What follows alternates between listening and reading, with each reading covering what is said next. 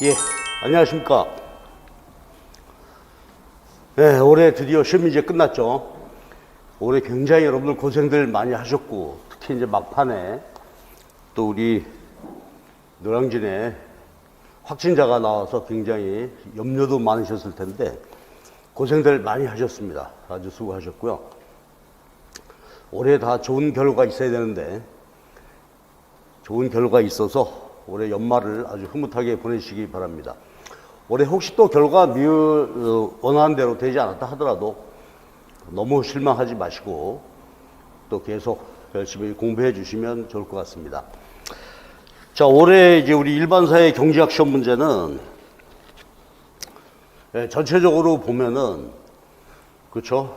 기존에 다루지 않던 주제가 출제가 되고 해서 조금 현장에서 여러분들이 애를 먹었을지도 모르겠는데 문제를 자세히 한번 살펴보도록 하시죠.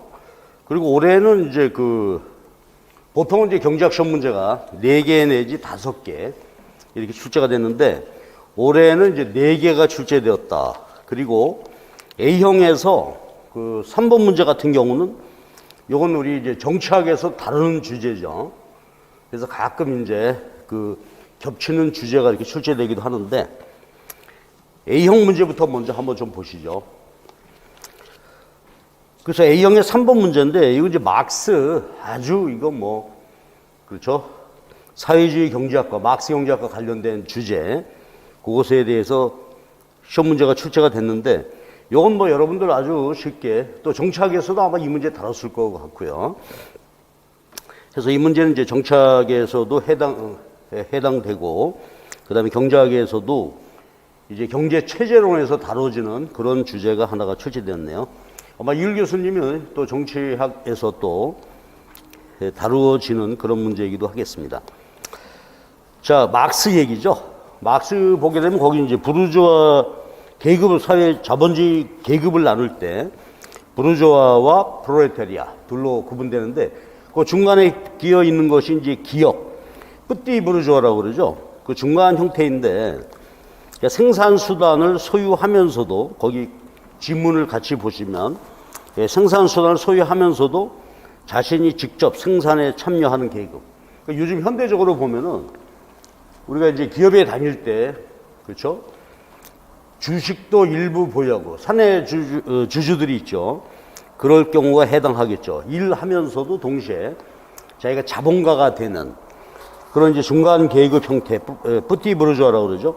이것이 존재하게 된다. 근데 이건 이제 시간이 지나게 되면 아무래도 대자본가에 비해서 자본력이 약하게 되니까 결국 프롤레타리아로 변환되게 되는 그런 이제 계급을, 사회주의 계급을 말하죠. 그럼 이제 그 중간 형태, 뿌띠 부르주아에 대해서 여러 가지 가설들이 나오게 되죠. 그랬을 때 거기 이제 개념이 이들은 전통적인 노동자 계급하고 구분이 돼야 돼서 신중간 계급이라고 하는데 요 신중간 계급에 대해서 정의하는 이제 여러 학자분들이 있죠. 근데 여기서는 이제 라이트 교수의 개념을 얘기하고 있는데 요 중간에 끼어 있는 형태죠. 자본가 노동자 사이에 노동을 관리하는 노동자이면서도 관리자, 지위를 갖게 되는 분들 또 이제 화이트 칼라라고 그러죠. 블루 칼라하고 대비되는 완벽한 노동자 블루 칼라 그다음에 화이트 칼라 노동자 관리하는 관리직의 노동자 이런 이제 개념이 있는데 그 중간에 있어서 애매하다 정의하기가 그래서 요걸 이제 라이트는 모순적 계급 그렇죠 모순적 계급 위치 그래서 답은 뿌띠 부르주아하고 모순 이렇게 쓰면 답이 되겠죠. 그래서 요거는 크게 어려움 없이 그렇죠 잘 했을 것 같고. 자, 그 다음에 이제 경제 문제, 본격적인 경제 문제가 그 뒤에 세 문제가 출제가 되는데 A형의 9번 문제죠.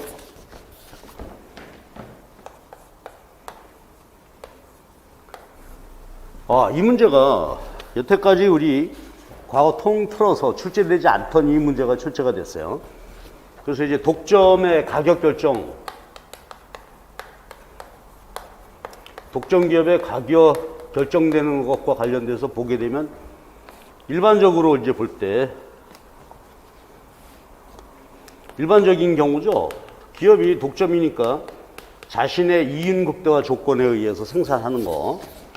그래서 단일 가격으로 이윤극대화 조건 MRMC 생산량이 결정이 되고 수요 곡선상에서 가격이 결정이 되는 단일 가격이죠. 독점 가격, 시장 균형에 의한. 이게 가장 대표적인 독점 기업의 가격 결정이고 또 하나 가격 차별이 있었죠. 예.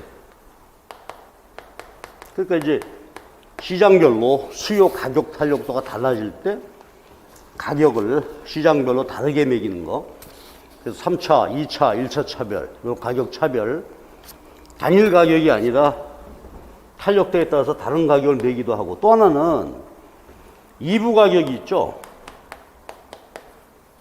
2부 가격제 해서 이 기업이 고정비용이 굉장히 많이 소요되는 그런 기업일 경우에는 완전 경쟁 때만큼 생산하고 그때 소비자 잉여를 그 소비자의 사용 권리로서 받을 수 있게 하는, 그렇죠? 그래서 가입비하고 사용료, 이제 사용 권리를 들어가고, 그래서 이게 이제 뭐 회원권, 입장료 여러 가지 표현 썼죠. 그 다음에 이제 사용료를 따로 매기는 이런 형태의 2부 가격제가 있고, 또 하나 이제 독점 기업에 가격 매기는 것이 묶어 팔기라는 게 있죠. 요게 시험 문제가 출제됐어요, 올해. 묶어 팔기. 그래서 사실은 이게 독점 가격 결정 이론에서도 저 아주 사이드 주제가 돼 있어가지고 잘 다루지 않는 주제인데 요 문제가 출제가 됐어요. 근데 이제 이 묶어 팔기 같은 것은 사실은 문제 안에서 답을 찾는 개념만 이해가 되고, 그런데 요 문제가 출제가 됐습니다. 문제를 보면 아주 길게 그렇게 사안을 제시가 되어 있죠. 그래서 보면 놀이동산에 소비자가 가불병 3사람이 있는데 놀이기구가 2개가 있는 거죠. 롤러코스터하고 바이킹인데 각각 지불용이 가격이 그렇게 다르죠. 롤러코스터에 대해서 갑은 지불용이 가격이 3,000원, 바이킹에 대해서는 7,000원. 소비자별로 이제 지불용이 가격이 이렇게 쭉 주어져 있고요. 이런 상태에서 A안을 보게 되면 각 놀이기구 탑승권 요금을 개별적으로, 그러니까 개별 놀이기구 별로 가격을 매기는 그런 경우가 있고, 이제 B안이 요게 묶어팔기죠. 묶어팔기.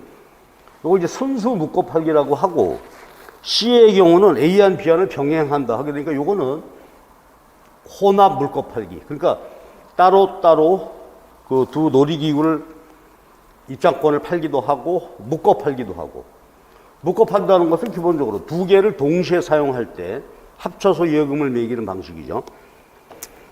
그럼 먼저 A안부터 이 문제에서 생각해 보게 되면 A안은 따로 팔기죠. 따로 가격을 설정하는 경우인데, 이때 이제 이 문제는, 이 따로 팔기 문제나 묶어 팔기 문제는 어떤 기본 원칙이 있는 것은 아니죠. 그 데이터를 보고 우리가 판단을 해야 되는 문제입니다. 근데 이제 보통 다른 시험에서 시험 문제 나올 때는 한계 비용이 제로이다 이렇게 놓고 출제되는 경우가 있는데, 우리는 지금 그렇게 이제 데이터 개별 소비자들의 지불용이 가격이 쭉 있고, 그렇죠? 수요 가격이죠. 지불용이 가격이 쭉 제시되어 있습니다. 요거 롤러코스터, 그 다음에 바이킹, 이게 주어져 있고, 근데 한계 비용을 주어져 놨어요. 한계 비용이 4,000원. 이렇게 주게 되니까 이제 롤러코스터 한 번 소비자에게 즐길 수 있도록 하는데 한계 비용이 4,000원 들어간다. 이런 경우가 되겠습니다. 그럼 이 경우에는 제가 거기다 자세하게 해설을 붙여놨는데요. 해설 첫 번째 보게 되면 가불병의 지불용이 가격이 있죠. 그럼 가격을 따로따로 전부 놓고 계산 따져봐야 되겠습니다. 하나씩 케이스별로. 그래서 이제 가불병 이렇게 지불용이 가격이 주어져 있으니까요. 근데 보면은 가격이 대칭적으로 이걸 역의 상관관계라고 그러죠. 역상관관계.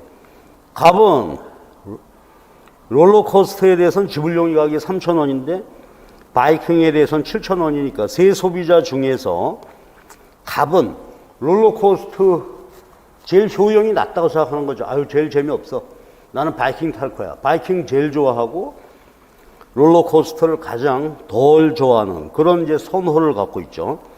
병은 반대죠. 엇갈려 있어요. 병은 롤러코스터를 제일 좋아해. 그 지불용이 가격이 7,000원이고 바이킹은 재미없다. 너무 심심하다. 그렇죠? 지불용이 가격이 싸죠. 3,000원. 이렇게 서로 엇갈려 있다면 요걸 우리가 이제 묶어 팔기 요 분석할 때 있어서 가격이 선호가 지불용이 가격 선호가 서로 음의 상관관계다. 갑은 바이킹을 제일 좋아하고 롤러코스터를 가장 덜 선호하게 되고 병은 반대가 돼 있죠. 어느 중간 형태에서 똑같이 좋아하는 것이고 이게 음의 상관관계. 이럴 때는 묶어 팔기가 가능하다 이겁니다. 근데 이제 개별적으로 매길 때는 각각의 가격을 소비자 선호를 보고 이제 놀이기구의 사장님은 이 선호를 알고 있으니까 따져봐야 되겠죠. 그래서 거기 세 가지 케이스를 해놨어요. 첫 번째, 두 번째, 세 번째 케이스인데 가격을 전부 일일이 놓고 따져봐야 되지. 3,000원 매길 때, 자 롤러코스터에 대해서요. 5,000원 매길 때, 7,000원 매길 때 바이킹대로 3,000원 매기고 5,000원 매기고 7,000원 따로따로 할 때. 그러면 이제 첫 번째 한번 볼까요? 롤러코스터 가격을 3,000원 매길 때 3,000원으로 설정하게 되면 가불병 세 사람은 모두 소비하겠죠. 그렇죠? 자신의 선호가 다 3,000원보다 높으니까. 그러면 총 수입 3,000원 받고 3명에게 팔았으니까 수입은 9,000원 되겠죠. 그때 비용은 한 번 서비스 제공할 때마다 4,000원, 한 개 병이 4,000원이니까 총 비용은 12,000원. 그러니까 손해나죠. 마이너스 3,000원이 되고. 만약에 롤러코스터를 5,000원으로 가격을 설정하게 되면 을과 병만 소비하겠죠. 두 사람만 소비하게 돼요. 그럼 이제 가격이 5,000원이니까 총 수입은 10,000원 되고 두 사람에게 제공했으니까 한 개 비용이 4,000원이니까 8,000원 총 비용 들겠지. 그러니까 이윤이 2,000원 되게 되겠습니다. 세 번째 케이스는 7,000원을 매깁니다. 7,000원을 매기게 되면 병만 소비하게 되겠죠. 이때 총 수입은 7,000원, 총 비용은 4,000원. 1회 병에게만 서비스를 제공했으니까 그럼 이때는 이제 7,000원 병에게 받고 한 개 비용 4,000원 들어갔으니까 이윤이 3,000원 되겠죠. 그러니까 이제 기업 입장에서는 어떻게 돼요? 놀이기구 그 주인 입장에서는 7,000원 매기고 그때 이윤 3,000원, 여기 가장 높은 이윤을 얻게 되니까 롤러코스터 가격을 7,000원을 매기게 됩니다. 바이킹도 마찬가지죠. 다만 순서만 바뀌어 있죠. 그래서 이것도 이제 3,000원일 때, 5,000원, 7,000원일 때 각각 따져보면 되는데 3,000원 매기면 역시 총 수입은 9,000원, 총 비용은 12,000원, 이윤이 아니라 손실 3,000원을 보게 되죠.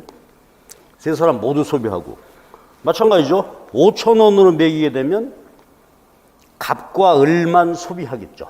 총 수입은 10,000원, 총 비용 8,000원, 이윤이 2,000원인데 이제 바이킹도 최고 가격, 지불용이 최고 가격이 7,000원이니까 7,000원 매기게 되면은 갑이 소비하겠죠.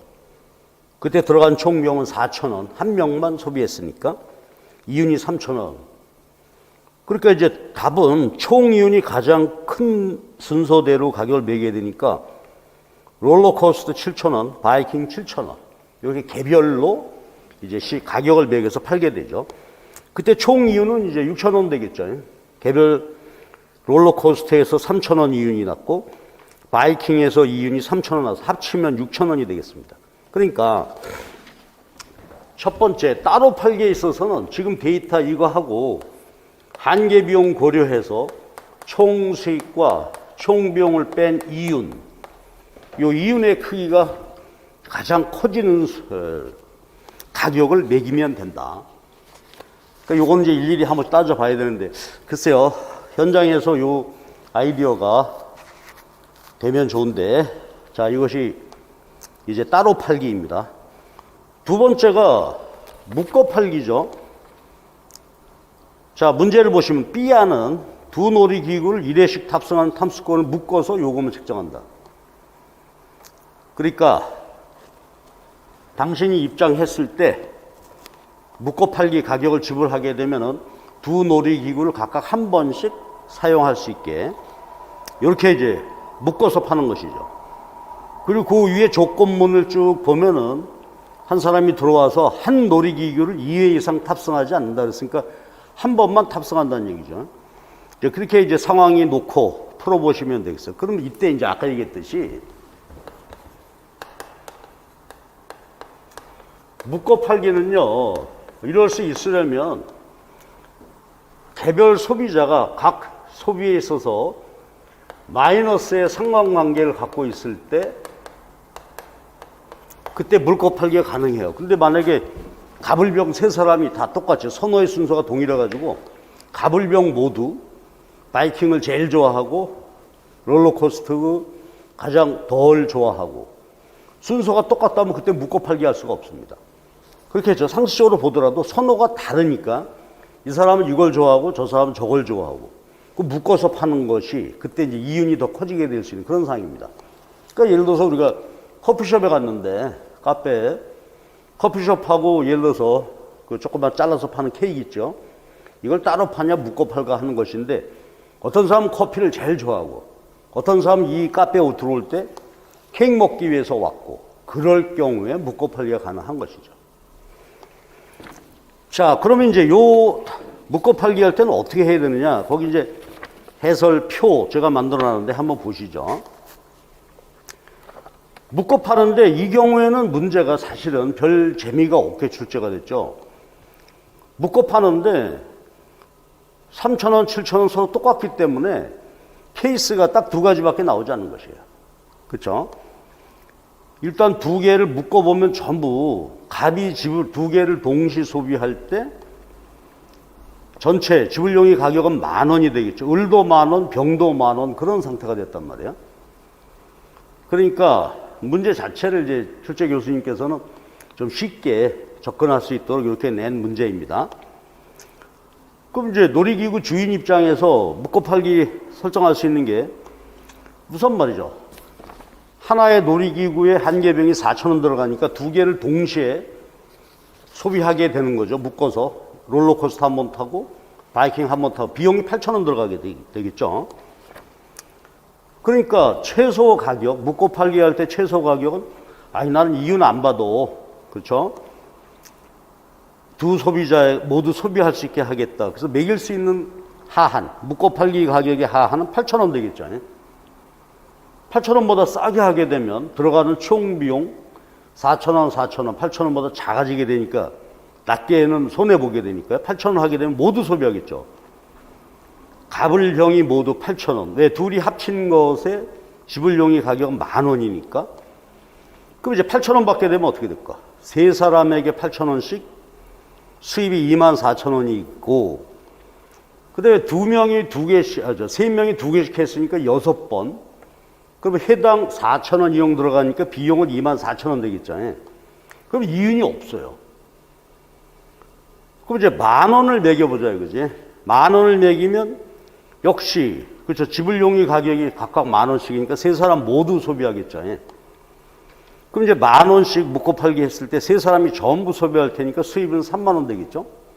그리고 6회 사용하게 되니까 비용은 24,000원 해서 총 이윤이 6,000원 되겠지.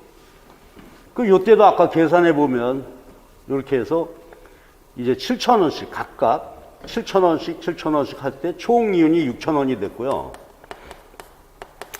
묶어 팔기 할 경우에도 지금 계산해 보면 묶어 팔기 가격을 10,000원을 설정했을 때 총 이윤이 6,000원이 되는 서로 같은 경우이죠.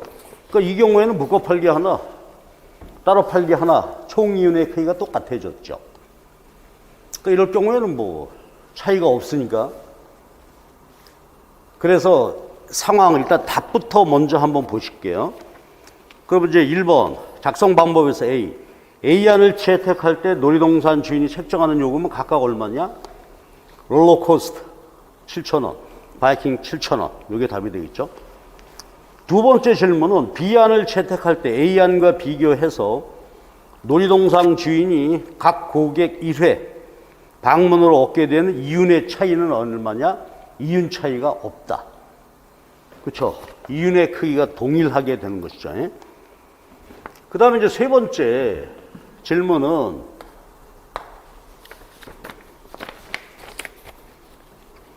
C안을 채택할 때, C안을 채택을 할 때 C안은 A안과 B안을 병행하는 거예요. 이거 우리가 혼합 묶어팔기라고 한다고 그랬죠. 그러니까 따로 팔기도 하고 묶어 팔기도 하고. 그러니까 가가지고 롤러코스터만 따로 탈 수도 있고. 그러니까 들어와가지고 나는 뭐 내가 허주머니 용돈이 부족해서든지 간에 하나만 타고 가겠다. 롤러코스터 하나만 타든지 바이킹 한 번만 타든지 아니면 두 개 다 타든지 그 가능성을 열어주는 거죠, 이제. 그럴 때 질문은 C안을 채택하게 될 때 놀이동산 주인이 책정하는 요금과 요금 아까 나왔죠. 따로 팔기 할 때는 각각 7,000원, 묶어 팔기 할 때는 10,000원 그렇게 요금을 쓰고 각 고객 1회 방문으로 얻게 되는 이윤이 각각 얼마이냐. 이윤이 각각 6,000원, 6,000원이다. 이게 답이 되겠습니다. 그러니까 이 문제는 사실은 묶어 팔기에 그 묘미를 볼 수 있는 그런 문제는 아닙니다. 그럼 이제 예를 한번 들어보시면 이런 거예요. 만약에 지금 이 경우는 갑과 을이 다 똑같죠. 보통 이제 전형적인 문제 이렇게 출제가 됩니다. 이게 3,000원, 7,000, 5,000, 5,000, 요게 7,000, 3,000 이렇게 돼 있잖아요. 그러니까 묶어 팔기 할 때 합쳐서 다 똑같이 10,000원이 됐잖아요. 근데 만약 요게 이제 진짜 묶어 팔기 하는 이유를 볼 수 있는데 요거를 6,000원이라고 하게 되면은요. 두 사람 묶어 팔지 지불용이 최고 가격이 10,000원이 되겠죠. 이 사람의 경우는 9,000원 이렇게 될 경우에는 이때는 9,000원으로 매기게 됩니다. 그러니까 묶어 팔기 두 사람 소비자의 지불용이 최고 가격이 서로 다를 때는 낮은 가격으로 묶어 팔기 가격을 해야 돼요. 그렇게 되면 이제 어떻게 될까요? 시험이 이렇게 출제가 됐다면 9,000원으로 묶어 팔기 가격이 결정이 되고 그땐 따로 팔기 하는 것보다 묶어 팔기 할 때 그 이윤이 이렇게 크게 되고요. 그 다음에 이제 세 번째 혼합 묶어 팔기 이 경우에 있어서는 이 경우는 이제 똑같이 나왔는데 보통 경우는 다르게 나옵니다. 그래가지고 예를 들어서 이런 경우에요. 어떤 사람 와가지고 나는 롤러코스터만 타고 싶어. 그런 사람도 그렇죠. 그런 사람에게도 묶어 팔기 하면 이 사람 안 타잖아요.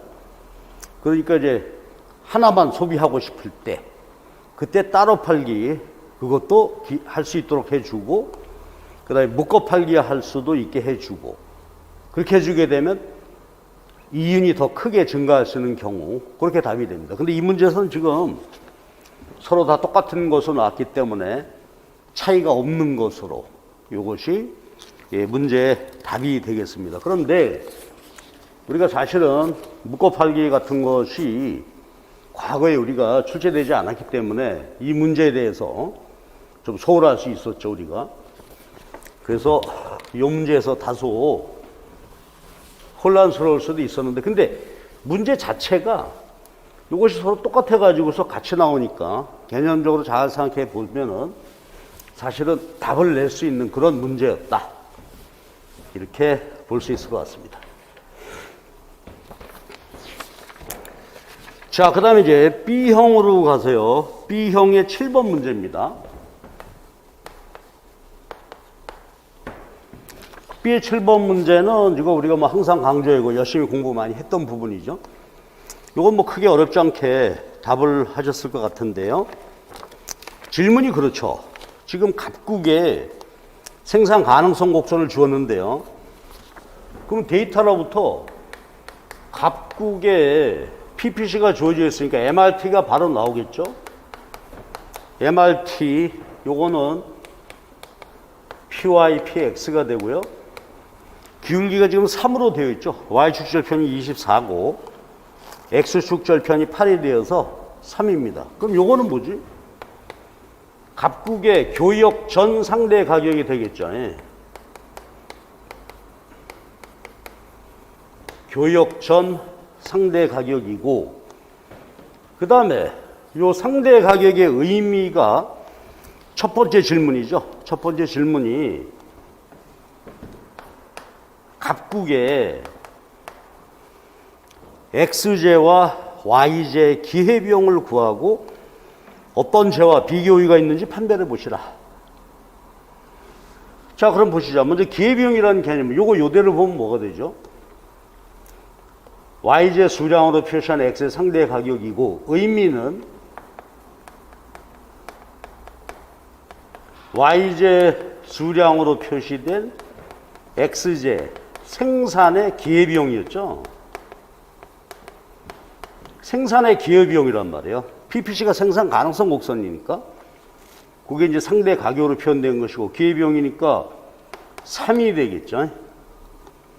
X제 생산의 기회비용은 Y제 3개 이렇게 되는 것인데, 근데 질문이 X제, Y제 기회비용을 다 구해봐라. 그러니까 이것도 구해봐야 되겠죠.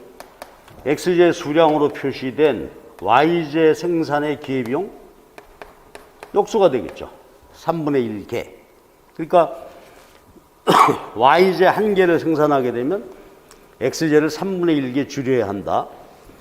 이걸로 보면 X제 하나 생산하기 위해서는 Y제를 3개를 줄여야 돼. 기회비용 요게 답이고요. 그 다음에 이제 첫 번째 질문에서 비교의 판별이죠. 근데 지금 각국의 한계 변환율 PY, PX가 3으로 나왔는데, 지금 이제 문제에서 어떻게 되어 있냐면 해외 시장에서 지금 현재 거래 가격은 X제와 Y제가 1대2의 비율이다. 그럼 지금 현재 국제 시장의 상대 가격이죠. 상대 가격은 PY, PX인데 X 한 개당 Y 두 개가 되니까 이게 2가 되겠죠. 예. 그러니까 X 한 개와 Y제 두 개가 거래되고 있다는 얘기는 X 가격이 Y 가격의 2배가 되잖아요. 그럼 이제 각국의 지금 현재 상대 가격하고 국제시장 상대 가격 이게 크죠. 각국의 X 상대 가격이 국제시장 가격, 국제 상대 가격보다 크게 되니까 각국은 어디? 그렇죠? Y제의 비교 우위를 갖겠지. 그래서 기회비용이 답을 요 두 가지를 이렇게 써 주시고요. 그 다음에 비교의 판별 이렇게 하시면 되겠죠. 그 다음에 이제 두 번째 질문인데, 이게 재밌죠? 각국이 교역에 참가하더라도 X제, Y제 현재 소비량이 줄어들지 않기를 원한다. 교역을 통해서 각국 최대 소비할 수 있는 X, Y 수량을 구해봐라. 근데 지금 이제 그림을 보시면 X, Y 이렇게 돼 있죠? 절편이 24개고 여기가 지금 8개. 근데 지금 현재 소비를 반반씩 하고 있죠. 최대 생산 가능한 수량 8개 중에서 4개. Y 모두 Y만 생산할 때 가능한 생산량 24개인데 12개 이렇게 소비하고 있다 이거지. 근데 질문이 뭐냐면 현재 소비량 줄이지 않고 무역을 했는데 그때 소비량이 얼마냐. 요거 아이디어죠. 자, 그럼 이제 보시면 두 가지로 나눠봐야 되겠죠. 먼저 첫 번째 요거지. 그럼 이 나라는 Y제 비교 우위가 있으니까 무역하게 되면 여기가 이제 완전 특화죠. 그래서 무역할 때 생산점이 여기가 된단 말이야. 근데 지금 데이터가 12개죠. 그럼 이 말은 뭐지? 교역 전에 Y제 12개 소비했는데 자유무역하면서 12개 소비하고 싶다. 그러면 이제 비교에 따라서 24개 완전 특가 생산했는데 12개 소비한다 그러면은 Y제를 12개를 수출했겠죠. 이때 국제 상대 가격이 2가 되죠. 그러니까 Y 가격이 X 가격이 2분의 1, X 가격이 Y 가격의 2배가 되니까 12개 수출하게 되면 X제 몇 개 수입할 수 있죠? 그렇죠. X 가격이 2배니까 6개를 수입해서 소비할 수 있겠죠. 그러니까 24개 생산해서 12개 소비한다. 12개 수출하고 그때 국제 상대 가격이 1대2니까 6개. 이때 X제 최대 소비량은 6개가 된다 하는 이야기죠. 그렇죠? 우리가 뭐 많이 해봤던 얘기죠. 그런데 재밌는 거는 이번에 문제에 있어서 뭐죠? 거꾸로 이걸 물었어요. 지금 X제를 4개 소비하고 있었는데 12개. 자, 그럼 이제 자유무역했다 이거야. 교역하게 됐을 때. 그럼 이것도요. 생산은 12개죠. 생산은 완전 특화, Y제만 여기서 생산하게 되죠. 근데 이번엔 4개를 기준으로 보자고. 그러면 Y만 24개 해서 X를 4개를 수입했잖아요. 그럼 지금 국제 상대 가격이 요게 X 상대 가격이 2가 되니까 4개를 수입하기 위해서는 Y제를 몇 개를 수출해야 될까요? 그렇죠. X 가격이 2배가 되는 거니까 8개를 수출해야 4개 소비할 수 있겠죠. 그러면 이제 24개에서 8개를 수출하고 나면 16개가 되겠죠. 이렇게 생각해 보면 되겠다, 이거지, 답이.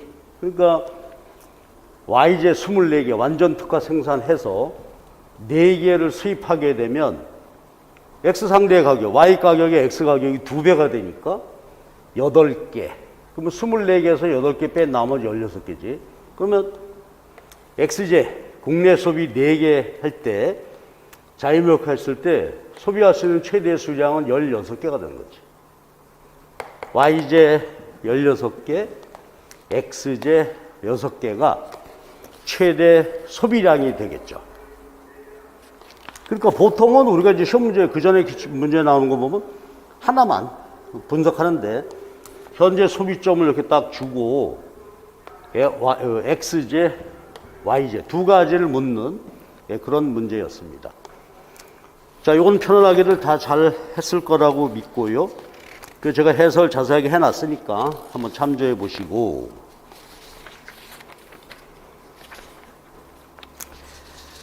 자, 이제 마지막 문제. B의 8번 문제가, 그쵸, 우리를 당혹하게 했을 것 같아요.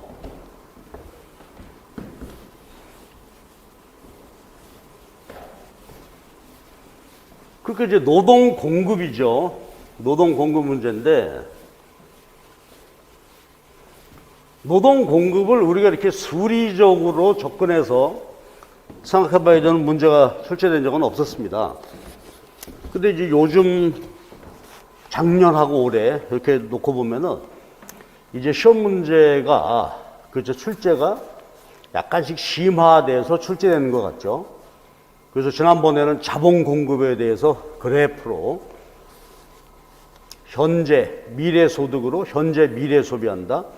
그것에 자본 공급 저축에 있어서의 대체 효과, 소득 효과 묻는 문제가 그래프 그림 그렇게 나왔고, 이번에도 노동 공급 문제가 출제가 됐는데 이건 구체적인 수리적인 모형을 이해해서 푸는 문제가 나왔죠. 근데 이 문제는 보통 우리가 7급 시험 준비하든지 우리 시험 준비해서 수리적인 모형까지 들어가서 하는 문제가 출제되지 않습니다. 잘. 요게 이제 출제가 됐어요. 그래서 요것을 여러분들이 좀 어렵게 생각했을지 모르겠어요. 요게 이제 우리 앞에 그 5, 6월 달, 3, 4월 달 이때 연습 문제에서 이제 한번 다룬 적이 있었는데 한 번 다뤘습니다. 그런데 우리 이제 마지막 모의고사 같은 데서 여기까지 다루지 않았는데, 그래서 여러분들이 조금 힘들어 했을지 모르겠어요. 근데 이제 개념은 아는 내용인데 수리 모형이니까 조금 힘들었을 거다. 자, 한번 볼까요? 레이버 서플라이, 근로자들의 노동 공급이죠. 근데 근로자는 소비자니까 효용 극대화 원칙이죠. 그런데 근로자들이 노동 공급은 효용 극대화 원칙에 의해서 도출되게 되는데, 뭘 소비한다? 전제 조건은 가용 시간이죠. 가용 시간이 주어져 있을 때. 근데 우리 문제에서는 지금 24시간을 가용 시간으로 해놨어요. 그래서 이걸 토탈, 내가 전부 일할 수 있는 시간. 그럼 이 시간을 어디다 소비한다고요? 우리 문제에서는 여가와 소득인데, L로 표시했죠. 레저. 여가와 소득. 우리가 보통 이제 분석할 때는 소득 Y로 하게 되는데, 우리 문제에서는 복합제. 이것도 우리 수업에서는 얘기했던 내용이죠. 복합제 Y라고 해놨어요. 여기서 Y는 복합제다. 그러면 이 의미는 이것이었죠. 원래 우리가 이제 분석할 때 표현의 문제 요게 M, 인컴, 소득 이렇게 우리가 생각하잖아요. 그럼 복합제다 하는 것은 뭐겠어요? 이 근로해서 얻은 소득으로, 그렇죠, 여러 가지 물건들을 소비할 수 있겠죠. 그러니까 우리가 열심히 근로소득 얻어가지고 의식주 문제 해결하고 옷도 사 입고 여가 활동도 즐기고 그 소득을 여러 군데 소비할 수 있잖아요. 소득으로 소비한다. 그래서 그걸 소득이란 말 대신에 복합제라고 쓰는 경우가 있단 말이에요. 복합제. 그러니까 예를 들어서 내가 근로소득이 50만 원 벌었다. 그러면 50만 원어치 어떤 상품을 소비할 수 있다. 이런 개념으로 보면 되겠죠. 근데 복합이라고 하는 말은 50만 원 소득 갖고 단일 재화만 소비하는 게 아니니까. 그래서 요거 소득이라고 보시면 되겠죠. 그 다음에 이제 문제는 제약 조건이죠. 우리 시험 문제에서도 제약 조건을 써보라고 했는데, 요게 이제 우리가 흔히 경제에서 목적 함수라고 그러죠. 효용 극대화, 여가와 소득, 여가와 복합제, 이 소비에 따른 효용을 극대화하겠다. 근데 제약 조건입니다. 그러니까 우리가 이제 제약 조건 같은 것을 구체적으로 수리적으로 다루는 기회가 별로 없었다 이거죠. 자, 그러면 해설 같이 한번 보실까요? 그러면 노동 공급에서 제약 조건 볼 때 먼저 생각해 볼 거가 시간 제약입니다.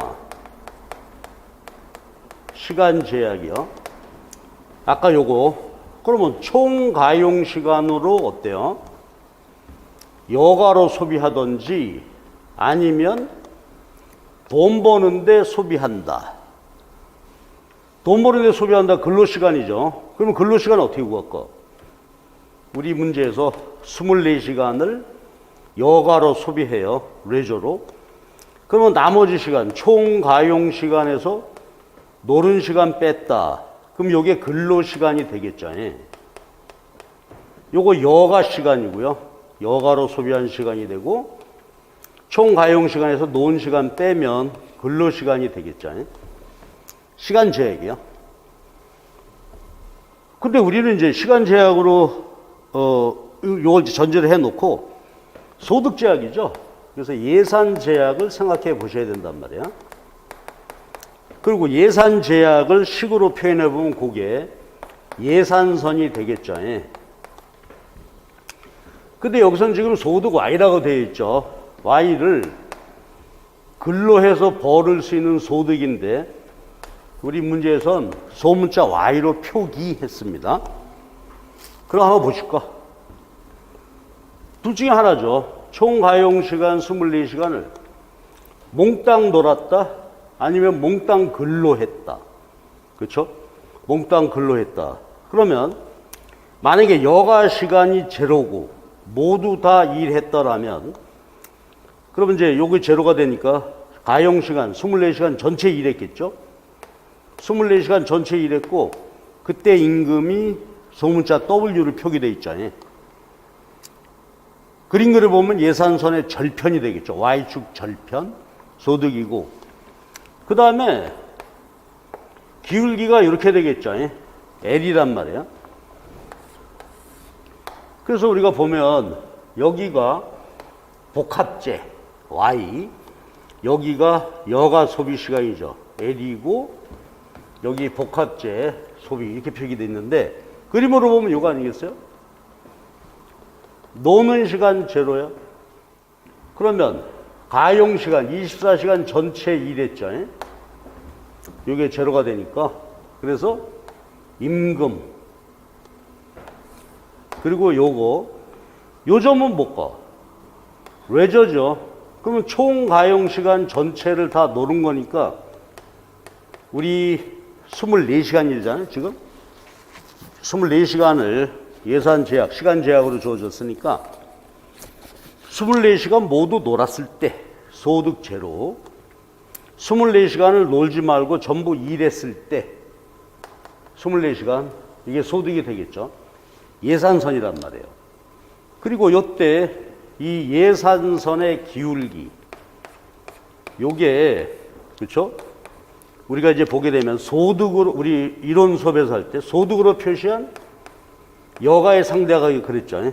여기서는 소득이 복합재 Y가 되겠습니다. 여가를 L로 표시했죠. 이거 소문자 Y라고 표기했고. 그때 이제 그 문제 자체에서 거기 설명해 주셨듯이 소득의 가격은 1원이다. 소득의 가격은 일하면 돈으로 받게 되니까 돈 가격이 1원이다. 그랬죠. 여가의 가격은 기회비용 임금이 되잖아요. 예산선의 기울기, 복합재로 표시한 여가의 상대 가격. 그렇죠? 여가의 상대 가격이 기울기가 되고 예산선식으로 보면 이게 되죠. 그렇죠? 모두 일했다. 그 다음에 기울기가 임금인데 이 임금이 바로 여가의 상대 가격이 되는 것이죠. 그럼 이제 효용급단이 이렇게 되잖아요. 여가와 복합재, 여가와 소득은 우리에게 둘 다 플러스 효용을 주는 것이니까 무차별 곡선이 원점에, 그렇죠? 볼록한 형태가 되고, 그러면 이제 총 가용 시간에서 여가 시간이 결정이 되겠죠? 그리고 소득의 쾌가 결정이 되겠지. 그러면 총 가용 시간 24시간에서 L0 놀았으니까 요만큼 일했죠? 요것에 시간당 임금 곱하면 이제 소득이 되는 것이었죠. 요것이란 말이에요. 자, 그럼 이제 보세요. 요게 예산 제약이고 이렇게 소비해야 되니까 이게 효용 극대화 조건이죠. 근데 요걸 우리 시험 문제에서 뭐라고 해놨어요? 기역 예산 제약, 니은 접점 조건. 그 기역이 요게 되죠. 요거를 니은 접점 조건이라고 했어요. 표현이 재밌죠? 접점 조건 뭐요? 여기지. 무차별 곡선하고 예산선 접점에서 효용극대가 되니까. 그러면 이제 갑시다. 무차별 곡선의 기울기하고 예산선의 기울기가 접해야 한다. 접점이다. 그럼 기울기가 같아야 되는데 요거요. 한계 대체율. 여기서는 L과 Y. 또는 뭐 문제 이렇게 표기해도 되겠죠. 요거는 델타 A죠. 여기선 L, 여가할 때 줄어들어야 되는 소득이 되는 것이죠. 그런데 수평축이 지금 L이니까 델타 X 수평축 여가를 늘릴 때 줄어드는 소득이 되겠잖아요. 근데 요걸 이제 표현해 보면 marginal utility of y, marginal utility of L. 요거를 뭐 L 대문자로 쓰고 Y 대문자로 써도 상관없죠.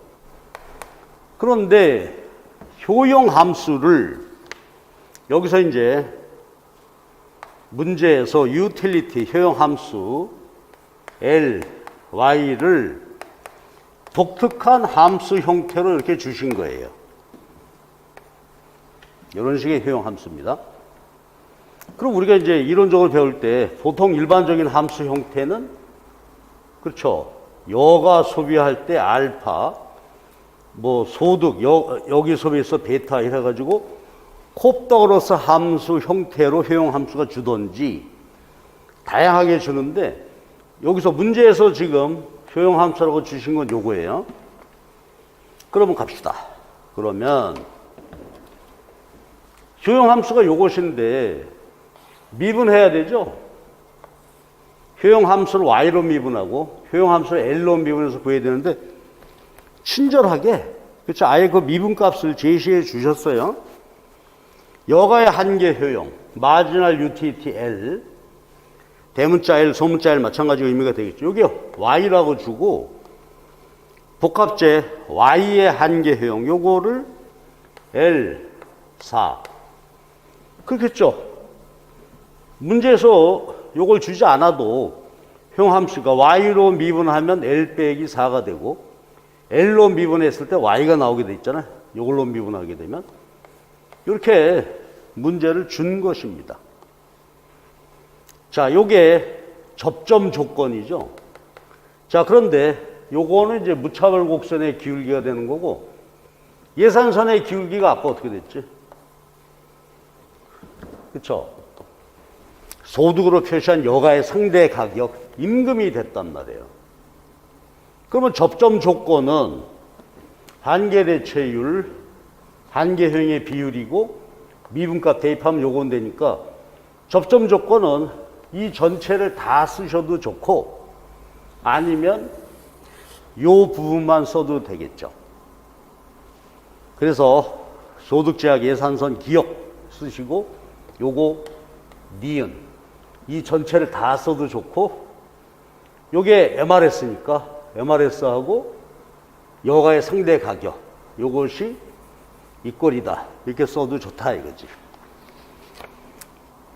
그래서 이제 첫 번째 질문은 됐죠. 기억 조건, 니은 조건을 순서대로 써라. 그러니까 예산 제약하고 접점 조건 요걸 쓰라 하는 얘기고 두 번째 질문이 그럼 요 문제에서 이제 최적 하루 여가 시간을 구해라. L 스타를 구해라 이거예요. 그럼 요건 이제 구체적으로 접점 조건, 효용극대 조건하고 예산 제약 아까 여기 두 식을 연립으로 풀면 되는 거죠. 그래서 풀어보면 되는데 자, 너 거기 해설에다가 해놨습니다. 그러면 다시 한번 해볼게요. 요걸 구하기 위해서 효용극대 조건은 MRS가 요거죠. L 빼기 4에 Y가 되고 그쵸? 그리고 요게 여가의 상대 가격 임금 요게 돼야 되고 그 다음에 아까 저기 예산 제약식이죠. Y 이퀄 24W 빼기 W에 곱하기 L 요게 효용극대 조건이고 요게 예산 제약이 되는 것이죠.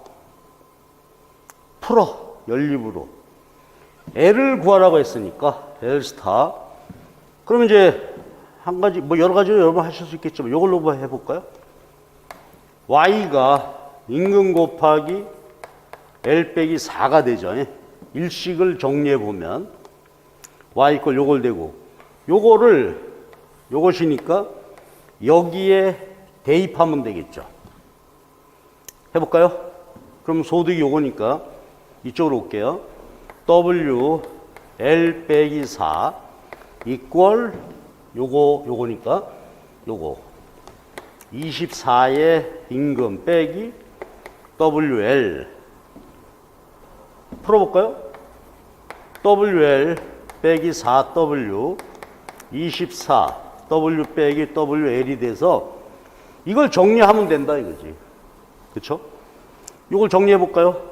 그럼 넘어가면 2WL이 됐겠죠? 얘가 넘어가면, 그리고 얘가 넘어오면 28. 그쵸? 임금이 되니까 L을 구해야 되지. 그러면 2W 넘어오고 28W 해서 14시간이 나오게 됩니다.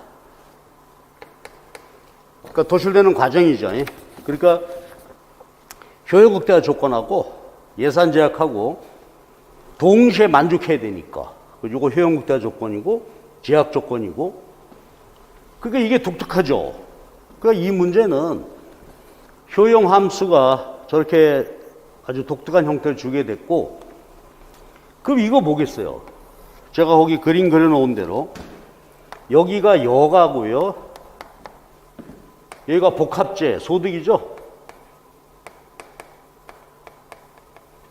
그래서 이렇게 효용국대화 했는데 여기서 지금 현재 구해보니까 요게 14시간으로 된 것이죠.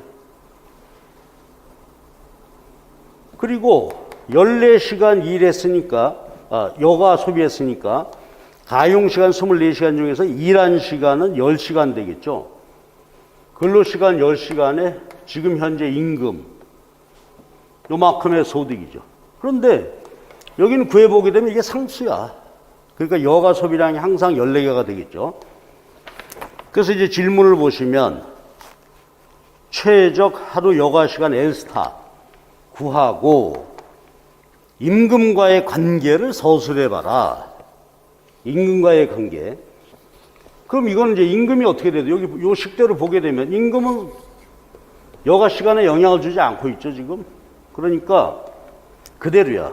그러니까 그림을 한번 그려보면 거기 유인물에 제가 그려놨듯이 임금이 W0이다가 임금이 만약에 오른다. 그럼 이렇게 되지 않겠어요? 이때도 효용국대화 선택이 14시간 상수로 묶여있는 그런 문제가 되겠습니다. 그러니까 임금이 변화해도 여가 소비시간 L스타가 변화하지 않는다. 이게 답이 되겠죠. L스타 14시간이고 임금과의 관계, 임금이 변화해도 여가 소비시간은 변하지 않는다. 그렇다면 우리가 말이죠, 여가와 소득의 효용국대화 선택으로부터 노동 공급 곡선이 도출됐죠. Labor Supply. 그럼 이거는 가용시간 24시간 중에서 14시간 항상 노니까 일하는 시간은 10시간으로 고정되어 있겠지. 그래서 노동 공급 곡선이 이렇게 수직이 되는 아주 예외적인 그런 상황의 문제였습니다. 그래서 이렇게 보시면 우리가 평소에 이런 연습을 수리적인 문제를 연습 안 했기 때문에 좀 당황할 수 있었겠죠. 자, 그래서 이게 우리 이렇게 시험에 나왔는데, 이제 전체적으로 한번 이제 총평을 해본다면, 그 무역이론, 교역조건 비교입 판별하고, 무역 후에 소비 구하는 거, 이건 이제 우리가 쉽게 했을 테고요. 그 다음에 묶어 팔기 문제가 역시 처음 나와서 조금 당황했겠죠. 근데 이것은 그래도 어느 정도 묶어 팔기라는 개념을 가지고 적용하면 될 수 있지 않을까, 그런 생각이고, 그 다음에 노동 공급 지금 이 수리적인 문제는 사실은 우리가 수업할 때 이런 것을 다뤘기 때문에, 그쵸? 근데 요거는, 그쵸? 만약에 충실히 연습이 안 된 분들은 아마 대부분의 수험생들은 이거 이렇게 쭉 푸는 관계가 수리적으로 모형 세우고 구체적으로 조건 이용해서 구하고 하는 것이 익숙하지 않았을 수가 있겠다. 그래서 전반적으로 볼 때 평은 출제 문항은 순수하게 경작 문제로 보게 되면 3개밖에 안 됐으니까 출제 문항 수는 작았으나 난이도는 예년에 비해서 굉장히 높았다. 이게 평가할 수가 있겠습니다. 그래서 제가 볼 때는 경제학에 있어서의 변별력은 오히려 별로 없었을 것 같아요. 대부분의 수험생이 몇 분을 빼놓고는 다 답을 못 냈을 것 같거든요. 그러니까 경제학에서 내가 지금 답안을 좀 못 썼다 하더라도 너무 실망하지 않고 하지 마시고, 다른 과목에서, 그렇죠, 법이나 정치, 사회문화 이런 데서 여러분들이 잘 했으면 괜찮을 것 같아요. 그러니까 여러분 제 생각은 이래요.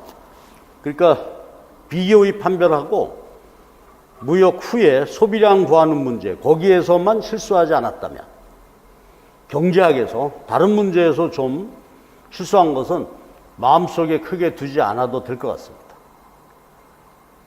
왜? 다른 문제들이 나와 다른 경쟁자들도 역시 그만큼 충분히 연습이 안 된 그런 문제였기 때문에 그렇습니다.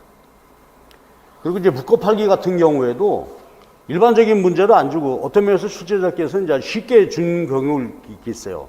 개념만 적용해 봐라. 똑같지 않냐. 이런 경우인데, 사실은 이제 아주 오리지널 정의에 충실한 묶어팔기 문제는 아니었단 말이에요, 이게.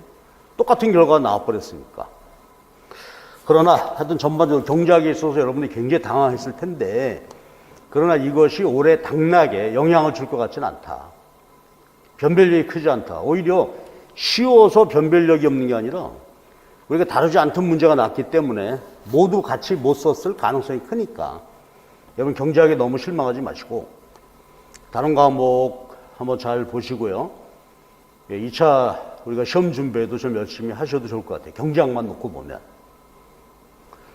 그리고 이제 앞으로 우리가 제 강의 계획인데, 그 다음에 앞으로 우리가 이제 수험 준비하는 데 있어서 경제학은, 그렇죠, 이게 우리가 지금까지 했던 것에서 약간 그 범위, 우리가 공부해야 되는 범위하고 난이도를 약간 높여야 되지 않을까 하는 생각입니다.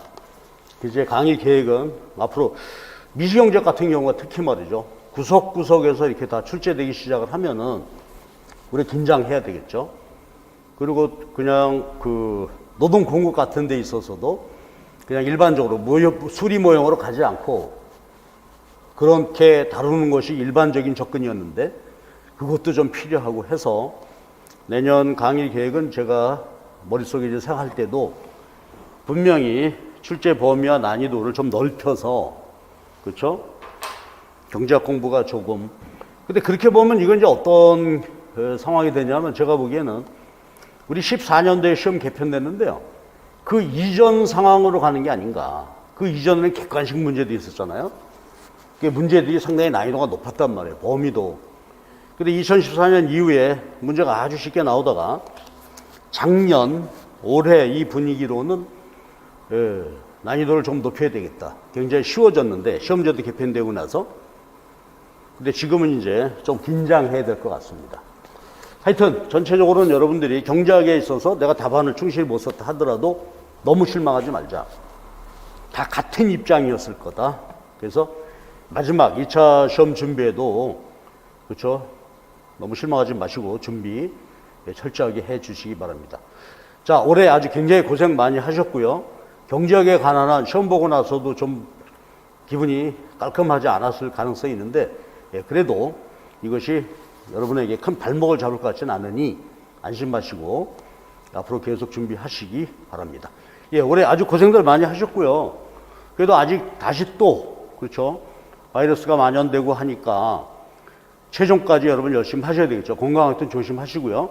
막판까지 파이팅 하시기 바랍니다. 고생들 많이 하셨어요. 수고했습니다.